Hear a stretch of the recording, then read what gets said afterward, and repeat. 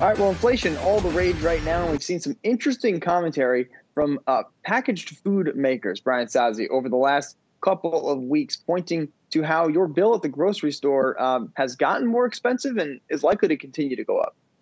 Well, I see your mention, Miles, of interesting, and I raise you an alarming. And let me start off here, Conagra Brands, because the stock got blasted yesterday, about 6% after the company came out with very, I would say, disappointing earnings report, in large part because of the inflation they are seeing in the business. They also guided to even more inflation coming down the pike. So I'm going through the earnings call right now. Coming into its current fiscal year, so over the next 12 months, Conagra was looking for inflation of about 6%. Again, that's pretty high. 6% is no joke. They now told investors that to expect 9% inflation over the next 12 months. That differential between 6 and 9 or 3% is an extra $255 million in costs for Conagra this year. So what you have seen, at least in terms of that stock, is a re-rating. Yesterday, the stock was down about 6%, down about almost 1% today, as investors adjust for this new inflation reality that will exist, or at least appears from Conagra's standpoint, that will exist, even though they will take more price increases in the back half of the year. Now, yesterday, Miles, we talked to PepsiCo's CFO, Hugh Johnston. He is also calling out high levels of inflation, and he's also calling out the fact that they're about to raise prices later this year. We think of it as more connected to delivering value to consumers. Obviously, with cost pressures, it puts that much more pressure on pricing. And in fact, we will be taking pricing post Labor Day. It varies by business as to how much is going to be in Quaker versus Frito-Lay versus the beverage business. What I'd point out is in the second quarter, our pricing was up about 5% in the North America businesses.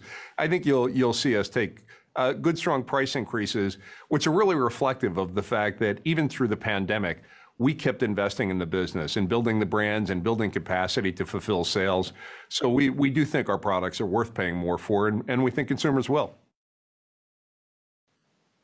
In somewhat normal times, Miles, I remember I used to be a consumer/beverage editor way back when I had a lot more hair. And when you heard these packaged food companies teasing price increases of any kind, usually it'd be good for the stocks, but not right now, because those price increases, it is unclear if they can fully offset the type of inflation big food is in fact seeing. And I'm looking at the stock prices right now on Yahoo Finance Plus. Year to date, PepsiCo shares are one of the best performing food or packaged food companies around, but even still, its gain is 4%. The S&P 500 is up close to 16%.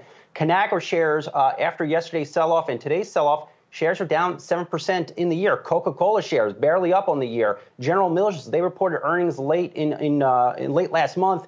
They're also calling out high levels of inflation. They're taking price increases. Their stock is barely up for the year, Miles.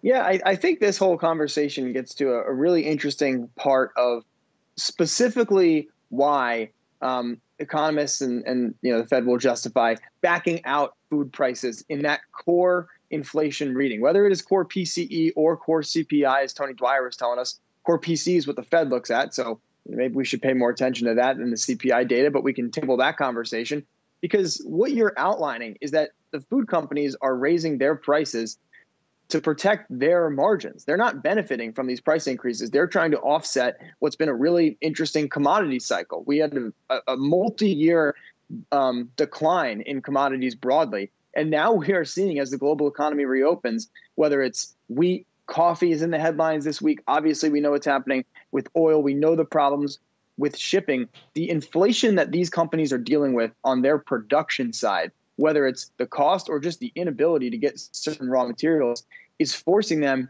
to raise their prices.